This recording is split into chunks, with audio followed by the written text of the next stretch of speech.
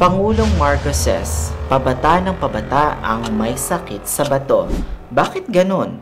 Kasi hindi nyo alam na yung lifestyle ninyo ngayon ay ginagawa nyong time bomb ang kidneys ninyo. Sa edad niyang 15 anyos lang, si Vanessa meron ng stage 5 chronic kidney disease dahil di umano sa sobrang pagkain ng processed food at sobra-sobrang pag-inom din ng soft drinks. Ako po si Neil Brian Galve at welcome po sa Nurse Brain.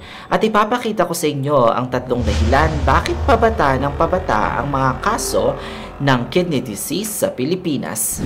Una po, high sugar content ng pagkain, soft drinks, processed foods, instant noodles. Lahat yan ay nagkukos ng diabetes na kinalaunan ay nauuwi sa kidney problems. Pero mas malala pa po yung lifestyle changes. Pangalawa, sedentary lifestyle at stress, gaming, social media, academic pressure. Lahat yan ay nagko-contribute ng hypertension at diabetes na main causes ng CKD. Pero yung pinaka-overlooked? Pangatlo, late detection.